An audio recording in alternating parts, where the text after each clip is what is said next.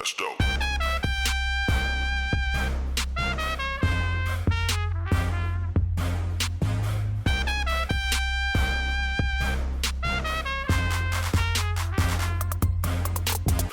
Being the head of security at a major exchange has to be one of the most stressful jobs in the world. Not only do you have to constantly prevent the attacks that are happening, but you have to plan for the ones that you don't even know exist yet. Nick Percoco has been doing this for decades, but we're lucky that he's now at Kraken, helping to secure assets and lead the way for digital security and crypto security into the future. This episode is sponsored by Vauld and Vuori. Please stay tuned for more information on both of these amazing companies later in the episode. So we were joking around right before we were talking, and I said that I remember when I was a kid, they used to say that the most stressful job in the world was being an air traffic controller. Yeah. Now I'd have to imagine the most stressful job in the world has to be exchange security. Yeah. Right? And you're the head of that at Kraken. I am, yeah. Yeah, the head of security and engineering and IT. So there's all things technical, really, at Kraken. Okay, and how do you actually split that division of labor? Yeah, so we have a security team, and it's not just people just doing generic security. So there's a full stack of activities. So everything that you hear about, from red teaming, people trying to hack into us constantly to try to find flaws and vulnerabilities, to blue teaming, people who are trying to detect when things bad are happening, and then really everything in between. So we have policies and procedures are important, how we actually look at our code. We have an application security team that partners with our engineering team and is embedded in our engineering team to make sure that the code that we write, when it gets out to our clients and gets in the App Store, does not have security flaws. Right. So, I mean, we're over a decade into, obviously, Bitcoin's existence. Yeah. But it's still really, really early. Is there even a roadmap for what you're doing, or are you guys literally just drawing it as you go, basically? Because there's always new vulnerabilities, hackers have new attack vectors. Well, certainly, I've been in the security industry, this May will be 25 years. Wow. So I've been at this for a long time. Not in crypto, because crypto hasn't existed for 25 years, but for building security products, supplying security services to traditional financial institutions, manufacturers, all sorts of organizations. And what we're seeing now is almost a little bit of a repeat, I would say. As the types of compromises, the types of data breaches, the things that we would see, a decade ago or even 2 decades ago, we're starting to see a repeat of that. And so a lot of what we do is, build frameworks internally, build well-oiled machines, so things are constantly being monitored, constantly being acted upon, rather than playing whack-a-mole. Like, you might think oh, there's a new vulnerability that came out, the whole company, the whole security team runs in that direction. We don't. We have people who triage those issues, see what issues we might be faced internally, and then go through the process of maybe patching systems or upgrading things or changing the way we do things. I mean, you just said in passing, the people who are constantly trying to hack us. Yeah. Is it literally never-ending? Yeah, I mean, if you're in crypto, really in any business, sure. You are constantly being, people are trying things, whether it's social engineering attacks against, your support staff. It may be people trying to exploit try to find flaws on your website or in your mobile apps or on your, against your API. There's constant attacks that are happening. And then we also, in order, to stay in front of that, we employ people who are hackers, right? White hat. Yeah, white hat hackers. And what we do is they build campaigns, like nation state quality type campaigns, where they will say, we're going to target this part of the business, this set of people, this individual, and they will go and they will build tools. They'll write their own malware. They'll do everything that a real adversary will do, and they'll launch that against our business. And I'm usually the only person that knows about it, right? Like, that's the design. And then our people who are the security team that monitors, folks on the engineering team, our support staff, or anybody in that world that might be in the line of sight of when this stuff happens. It's their job to detect it, report it, and respond to it. Is the end game, I mean, I guess it can be various things, right? Yeah. The end game can be liquidating your guys' treasury, right? I mean, just stealing all of the coins or whatever. But then you talk about the social engineering side of it. Is it about data hacking and then being able to actually attack your customers? Right. I mean, wasn't BlockFi, I think, had the case where one of their customers, one of their employees was socially engineered. Yeah, there's been a bunch in the last, I would say. Happened to Twitter. Yeah, happened to Twitter. I mean, just in the last couple of weeks, right? You saw, Cash App, Okta, MailChimp, right? Several months ago, Robinhood, right? These types of attacks happen. You go at a support agent, and you get them to click on something, you get them to install something, or you bribe them, right? Like those types of things can happen. And so we know that's a risk, and we put things in place to be able to, one, test to see if those things are possible, or two, detect when those things happen. And so, like I said, the end game, is that sort of like you get the information then on the user and you go attack them? Like, is it like to get to your customers individually, to socially engineer something against them so that you can SIM swap them, and then you have the proper information in place that then they can log in and go after that person? Or are these really like they're attacking the exchange as a whole, or is it literally all of it? Yeah, I mean, it's probably all of the above. I mean, if I'm an attacker and I want to get information about, like, say, a Kraken client, right? For example, I may use that then to, again, in turn, attack them in different ways. Same thing happens when you hear about big data breaches, and it says, well, the name, address, phone number, email address of 1 million clients of this crypto company were exposed.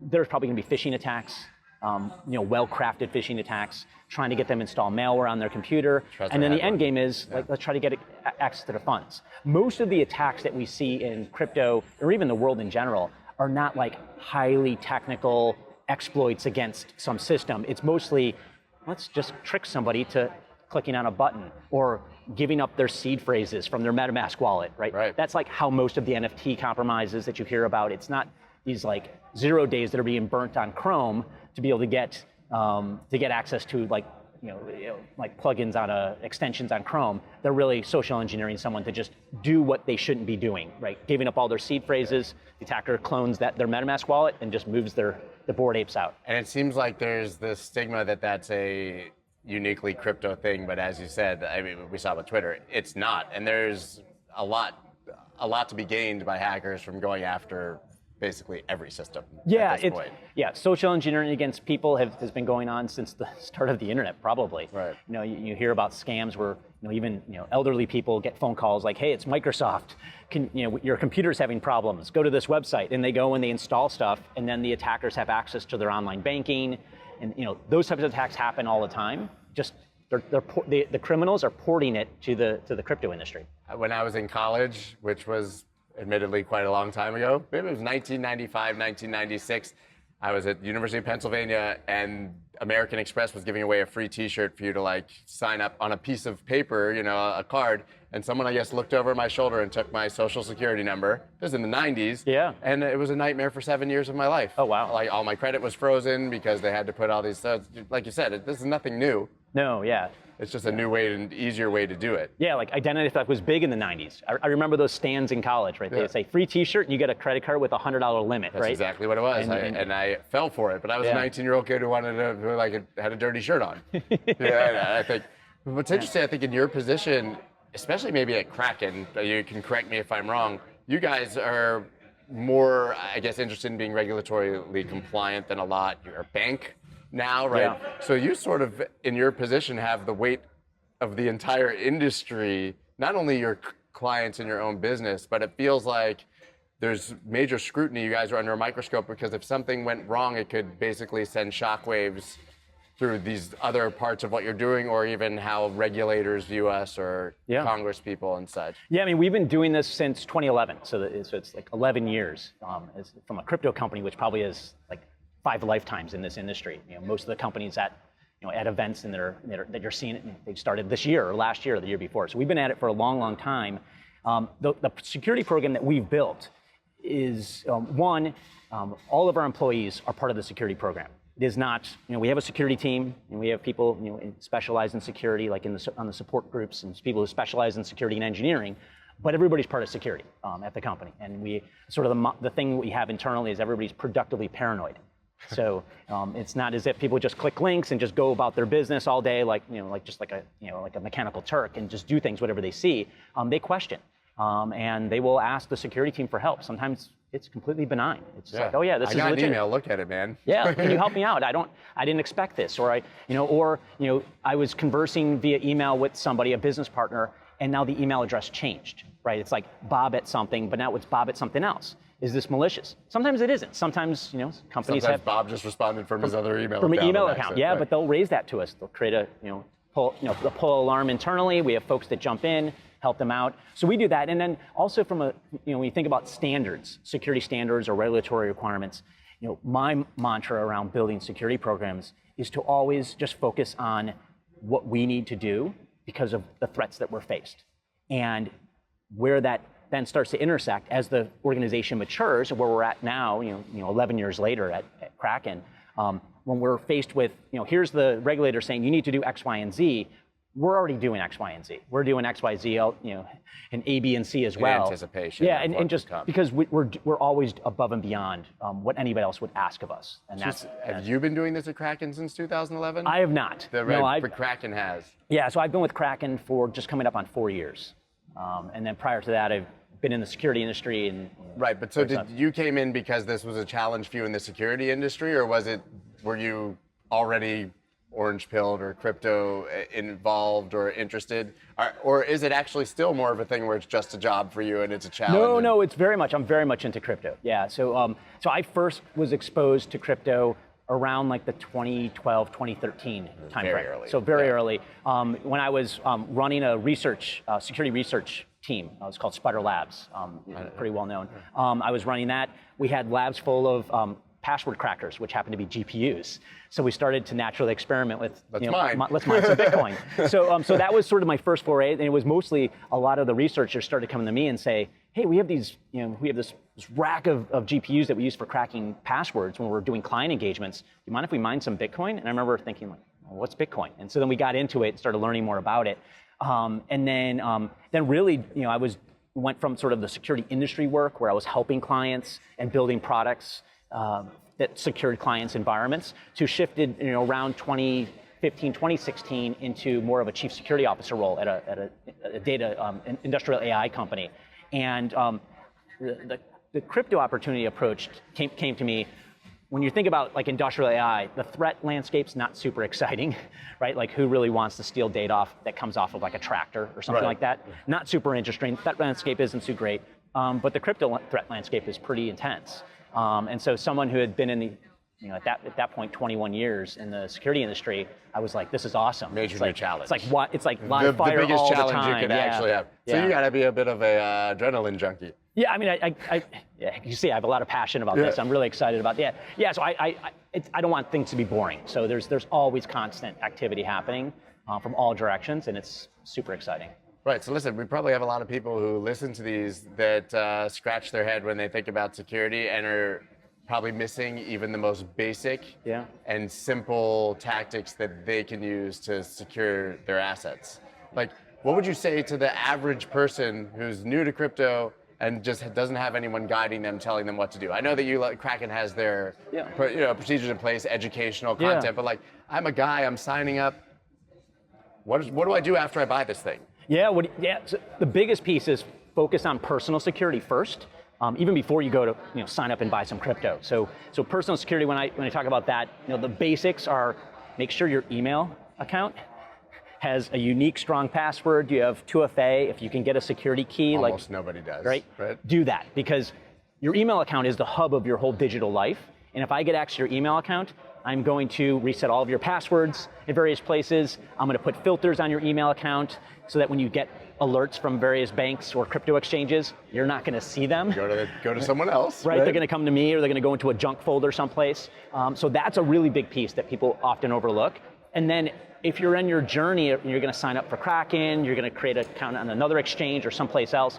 Maybe you're going to create 5 different accounts because you want to see what it's like. Make sure that you're using unique passwords. Silo everything. Yeah, silo everything. Get a password manager, right? Make sure that your whole life is sort of secure in that way. And then once you go and you start buying, so say you sign up on Kraken, you download our Kraken app, you buy some Bitcoin, you can keep it there, right? If it's small amounts, but if it turns into this like significant portion of your net worth and you're buying crypto and you're investing in that, we even recommend, you might not want to keep it on your exchange account, right? Get yourself a hardware wallet. It's such a bipolar, such an interesting spot for exchanges to be in, to say, we are really good at securing your assets, but maybe take them off. Yeah. I mean, we have folks who stake, a great deal of assets on our exchange. We have people who trade constantly, right? So they have to have assets on our exchange, and we're a very safe place for doing that. But for individuals who maybe are just getting into personal security and doing things, like if you're going to keep a large amount of Bitcoin on the exchange or other cryptocurrencies, get a hardware wallet. Just learn how to move it there and keep that in a safe place. If you're just in a deposit-only sort of mode, you want to buy, or you're holding, you're not gonna sell it. Just have it, just siphon it over there. Keep enough for you to like dabble in things that you want to. Oh, there's a new coin that we listed, or a new crypto we listed. Then you can your buy trading it. account is on the exchange. And then have your savings, your long-term savings on a hardware wallet. But then people, that's so scary to people. It is the right move, but being your own bank is terrifying because then you become your single point of failure, right? You do. I lost the thing, I don't know where I put the password, the paper keys, my dog ate my keys, right? Yeah, then you have to pay attention to that. You have to really take it seriously. The hardware wallet vendors, they give you instructions, they give you warnings, they say write down the seed words, put it someplace that's not in your house. Humans are humans, right? yeah. But people don't. I have heard horror stories where individuals have had lots of crypto on a hardware wallet, forgot the PIN. Yeah. What do? Forget the PIN. Forgot the PIN, that's okay if you have the seed words. Oh, I don't know where the seed words are. Then you're in sort of a bind, right? And there are like crypto wallet recovery companies. We have Kraken Security Labs. We found exploits in hardware wallets that would allow you to recover the seed phrases. But it's not like a silver bullet, because even when we do it, we're security researchers. When we do it, we might brick 5 or 6 hardware wallets because we're doing it for the research. We're not doing it to recover 1,000 Bitcoin from someone's hardware wallet. Guys, I have a serious question for you. How much interest are you earning in your bank account? Is it 0.00001% or something similar? We all know by now that there's a better way in crypto, but you want to be using the best platform possible, and that is Vauld. I have been using it myself now for quite a while, earning the highest interest rates in the industry. 12.68% on stablecoins, 6.7% on ETH and Bitcoin, and earning yield on a ton of other assets. But it's so much more than that, guys. They have a robust exchange, you can swap your coins, and they have the amazing automatic investment plan where you can dollar cost average, or more importantly, buy the dip automatically. We know that when the dip actually comes, nobody buys it because they're scared. Well, you can automate that process now with Vauld. Guys, this platform is absolutely incredible. It does everything. They're backed by Pantera and Coinbase Ventures. You really can't ask for anything more. And if you use the link right down below, you get a 40% kickback on trading fees, 5% commission on interest payouts, and 5% commission on loan interest. Guys, sign up right now at thewolfofallstreets.info/Vauld. That's VAULD. Do it now, seriously. I'm currently wearing the most comfortable clothing on the planet. Are you? Unless you're wearing Vuori, then your answer is obviously no. Guys, if you've listened to my live streams, then you've probably heard me rant and rave about this incredible company. We love them so much that we reached out and did a sponsorship deal after I've already been talking about them for months. Yes, it's athletic wear, but you can wear it almost anywhere, and it's the majority of my wardrobe. Seriously, I wear these clothes all the time. If they would make a tuxedo, I would have worn it to my wedding. And you can feel great about wearing these clothes as well because they're offsetting 100% of both their carbon and plastic footprint. Guys, wearing Vuori is an investment in your happiness and your comfort. I am serious. These clothing are incredible. Get 20% off of your first purchase at vuori.com/Melker. That's VUORI.com/MELKER. If you're not wearing these clothes yet, you need to go get them right now. Yeah, I mean, I've always kind of said that it's not a marketing or PR problem. It's just sort of a UX UI problem, right? Yeah. Which is a good thing because we're early. But like, grandma's not going to get this, right? So where are we on the curve to, I know how to do all of this in the same way that I know how to send people money on PayPal and not worry about what's happening on my PayPal account. Yeah, I mean, that's what we think a lot about that. So if you look at our experiences, we have our consumer app and then you have our pro experience, right? The pro people know what they're doing, right? They're the pro traders. The consumer app, we're constantly thinking about ways to make it simpler, make security simpler for individuals so that there's not a million hoops you have to jump through. There's a couple of things maybe you can do and you're highly secure in that way. But I do agree, like it is a UI, UX problem. Not even about security, just in general. Just like, in for general. a lot of people, it's like, how do you send this thing? Yeah. Well, interesting. I bought it, but now what? Even in like That's a lot of letters and numbers and you're scrutinizing everyone. Yeah. We all do it. Yeah. Well, even in the security world, like we spent like a decade telling people don't scan QR codes. Yeah. And now you're scanning QR codes all over the place, right, to spend. Right? We're at a Bitcoin convention right now. Somebody hands you a business card with a QR code, check out my thing. Right, you scan it. Oops. Yep. Right, I mean, this is like, we're sitting in hacker's paradise. Yeah. As we speak. I laughed when I was walking through and I saw the charging stations. Put your phone in there, plug it in, and walk away. Leave it. Yeah, leave your phone here for a while. Yeah. Nobody here would possibly target that. You said something earlier that was really interesting, sort of about the fact that a lot of people, you buy this little bit of something. Yeah. You don't worry about the security because it's a little bit, but in this market, that can become a major, significant part of your net worth. Jameson Lopp years ago said to me something interesting when I was talking to him about cost of multisig. I said, what level of wealth do people need to be at to use a service like this, or to start taking their security this seriously? And he said, what I like to say is basically take what you have now, 10x it, and how would you secure that? Right. Is that how you guys kind of think about security? Is like if you have $100,000 now, but what if that was $1 million?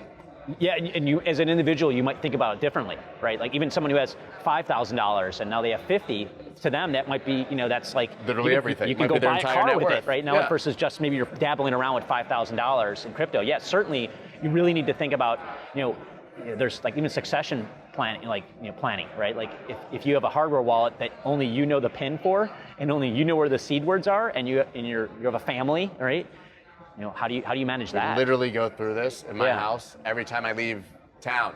Yeah. Here's where this is. Here's how you do it. Here's who you can call that's trusted, right? That can help people out, right? Of course. It's insane. Yeah, you have to do that because you are your own bank. Yeah. They just can't but show you're up as a also bank. your own bank with like all of these assets that don't have similar storage or, like explaining somebody how to recover your assets from multisig is not the same as, say, telling them how to go to an individual wallet, or it's really it is very complicated. It's problematic. And I think we're very early. I mean, even still, right? Like even though we've been around for almost 11 years, I sort of see like patterns, like similar patterns. I was very early in the security industry in the 90s. I worked at security companies. And big conference centers weren't there's like 20 booths and that's it, right? Yeah. Like tables. So that's where I grew up. And I see similar patterns to where this is a natural evolution. There will be breakthroughs, there will be new innovations that'll get us to a place where security sort of fades into the background. Yeah, it's not your only concern all the time. And you have peace of mind as a consumer or someone who's just using crypto, right? Yeah. And there's things built in there. Now, there's still work to do. We're still very early we're on that trajectory, obviously. I'm seeing already like a lot of exchanges starting to talk about like eliminating passwords. Right, or it's all YubiKey based, or facial recognition, all the things. It seems like each one of these comes with their own unique challenge, or again, attack vector. But like, if you could imagine now the perfect security setup for your average user in 5 or 10 years. Yeah.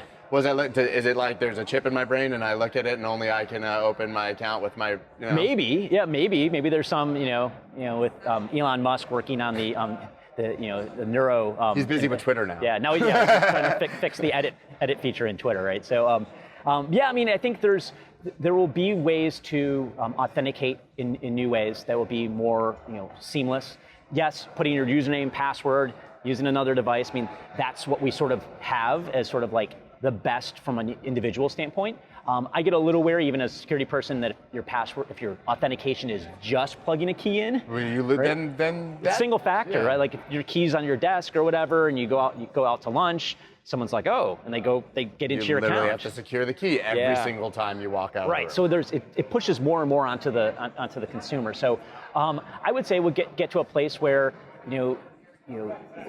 spending of crypto becomes more ubiquitous. Everybody starts having Lightning wallets on their phone, and especially in small amounts, it's Face ID, Touch ID is fine, right? I mean, the funny thing is, frankly, if it was all insured, it wouldn't matter that much, right? Right? I mean, we all know that American Express, these companies do a great job of calling you when there's a potential fraud transaction, but we all know that there's going to be fraud on our credit cards and bank accounts and attacks. We just don't fear that we'll never get the money back. Right. So we talk about the security side, but shouldn't the regulators banks, everybody be looking at this from the other side and saying, yeah, you are allowed to own this stuff, and you know what? if you lose it, like, we'll insure it or cover you. And by the way, we do see that like from wormhole attacks and all this stuff. We are seeing people refunded, but that's not the same. It is a different paradigm shift. Like you said, like personally, if someone got my credit card number, I would care less, right? It happens. It might suck for a day when you're changing a bunch of things. Yeah, it happens, man. I've gone to hotels and those hotel systems got hacked and now my credit card's out there. So I've had that happen. And crypto is a very big paradigm shift, right? You can't call 1-800-BITCOIN and say, oh, my wallet's empty. Let me talk to the manager. Yeah, let me talk to the manager. My wallet's empty. Oh, okay. Can you refund me? Nope, that's not happening, right? So like it is more under like the be your own bank, and you have to be your own chief security officer. I guess that's the whole thing though. If we do get all those systems I'm talking about, then we're just like everyone else, and you've sort of lost the self-sovereignty anyways. That's correct. You're just a part of this legacy system that you're supposed to be the machine you're raging against in the first place. I mean, that's where the whole we're trying to foster the global adoption of cryptocurrency, right? So accelerate that, and the outcome that we see is independence, self-sovereignty, inclusion, right? There are a lot of people who can't go to a bank and open an account, and if they can be their own bank, that's incredible. And we've seen success stories with that, even with Ukraine, right? People who have been able to leave Ukraine with all their crypto, and no one was able to, unfortunately their bank in their city was blown up, right? Like, what do you do? And the charity side of obviously the donations. But the thing is that I find interesting is that obviously Ukraine is the victim, so it's the bigger narrative. Yeah. But your average Russian person is really screwed right now, right? Because SWIFT is gone. They can't even sell their stocks. Their money's worth nothing. They don't have access to it. No bank cards, no credit cards. Yeah, the average Russian who also could be the one who's protesting in the streets. That's what I'm saying. It's like you can't indiscriminately say that this is where your house is. So now, but the world has cut off your average person from any access to the money. Yeah. We haven't at Kraken. Yeah, we have. So they've asked you to. Yeah, Russians still can't have access to their accounts, right? Now, of course, we are a U.S.-based company. There are sanctions, right? Banks have been sanctioned, individuals have been sanctioned. We have a very large compliance department that it works round the clock on these types of things. So, of course, if those banks or those individuals that were in that world, they no longer have access, unfortunately, to Kraken. Right. But individuals on the street, if they have a Kraken account, that's great. If they want to move their funds on Kraken, might literally be saving their lives right now. Of course, they want to buy some. They have some crypto. They need to convert it to Bitcoin, move it to a wallet so they can buy food for their family. They can do that as well. Yeah. I always love to ask people or think about what all of this looks like at scale, right? We talk about mainstream adoption, but we're still talking about tens of millions of people, certainly in the United States. If we go to billions of people who are crypto native, and listen, all of our kids are going to be crypto native, right? They're not going to live in a world. How does your side of the business have to scale? 3 billion people want to do this. How do we secure the assets from the institutional side, from your side? Yeah, I mean, for us, doing things a little, even going down sort of like the segregated on-chain wallets for individuals, right? Like that's a unique path versus like, in most exchanges are more like omnibus wallets, right? It all goes together. How many Bitcoin you have is in a ledger. You want to remove it, Which is funny how that works, kind of a centralized ledger for. And that's just how exchanges operate, right? Yeah. That's what we do. The value there is because we also have all the connections to all dozens and dozens of like banks. So people can move fiat on, they can exchange, they can move it off to their hardware wallet. It's just sort of this ecosystem that we have. But yeah, I mean, I think securing it at scale, will be a problem, especially when you're talking about the UX piece, which we were chatting about. Like the early adopters can get it. The early adopters can fumble through certain things, but try to tell your grandma, go buy some Bitcoin, and then secure it, grandma. Send it to me. Buy it for me and send it to me. How does she do that? I think we're getting there. It is still very early days, but I'd say 10 years from now, you and I would be having a very different conversation. Right? So, I hope that 1 year from now we're having a very different conversation. Maybe you're right. But I think everybody wants it now, actually. So that's a joke because I think the mentality of a lot of people in this space is always like, well, it's get rich quick, but also just the expectation that like, we need full mainstream adoption now. We need all these tools now. It's just we're so early. Yeah, and that's what we're we've been doing this for over a decade, and our consumer-facing app has really only been around for a little more than a year. So we were always very much, people who really understand it, people who are traders, and now we have a really nice, beautiful experience that we constantly, every 2 weeks, my engineering team is putting out releases, and we're working with our designers and our UX researchers to try to make it better, to try to get to that more utopian view where anybody's grandma can go and use it. And I would argue that most people's grandmas probably could use Kraken's. I think they can figure it out now. Yeah. I think they figured it out. That's awesome. So where can everybody follow you and keep up with you after this conversation? Yeah, really the only place on social media is Twitter. Yeah, so for all of us. Yeah. So it's C75, letter C, the number 7, the word 5. You can follow me on Twitter. Well, I look forward to having this conversation then in a couple of years and seeing if we were right or if we were wrong and what's coming. And I'm glad we have people like you securing our assets. Oh, thank you. Thanks, man. Yeah, nice. Yep. Thank you so much for listening to this episode. If you haven't already left a rating or a review on Apple Podcasts or Spotify, please do that now. Spotify just added ratings, so please go ahead and click that 5-star. I'll see you guys next time.